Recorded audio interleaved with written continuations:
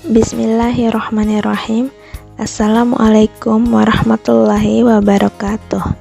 Perkenalkan, nama saya Misnatul Uyun dengan NIM 2002055010008 dari jurusan Pendidikan Teknik Elektronika S1 kelas A angkatan 2020. Pada kesempatan kali ini, saya akan menjelaskan 10 glosarium dari mata kuliah Dasar Telekomunikasi. Adapun glosarium yang pertama yaitu MAN atau Metropolitan Area Network adalah sebuah jaringan komputer suatu kota yang memiliki transfer data dengan kecepatan tinggi.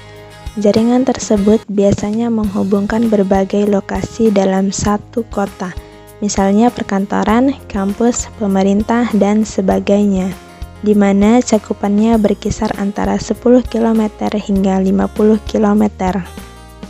Yang kedua, IF atau Intermediate Frequency adalah frekuensi di mana gelombang pembawa informasi yang bergeser sebagai langkah perantara dalam pengiriman atau penerimaan informasi.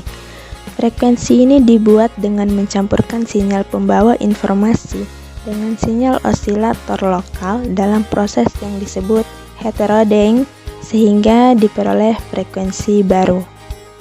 Yang ketiga, PCM atau Pulse Code Modulation adalah salah satu teknik modulasi yang merubah sinyal analog menjadi format sinyal digital yang ekivalen dengan sinyal aslinya.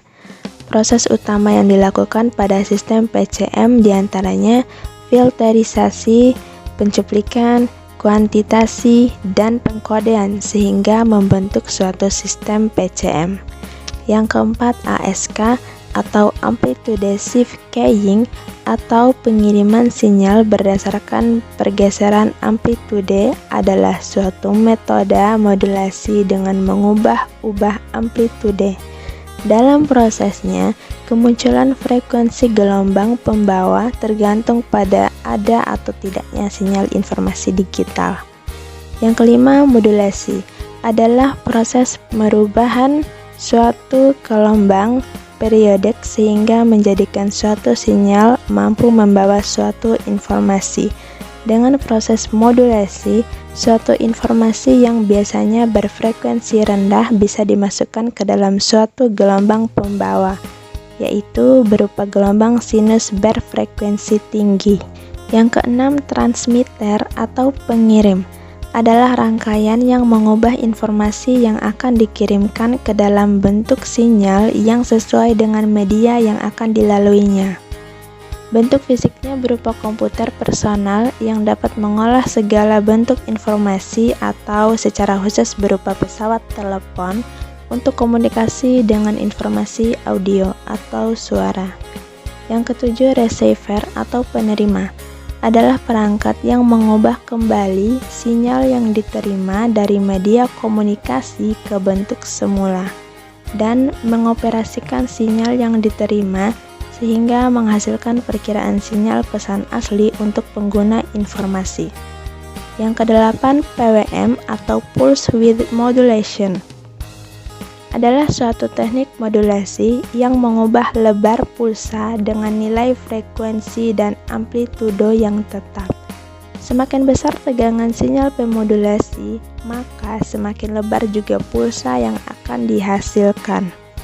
9. FM atau modulasi frekuensi adalah suatu metode untuk mengirimkan isyarat frekuensi rendah dengan cara memodulasi frekuensi gelombang pembawa berfrekuensi tinggi.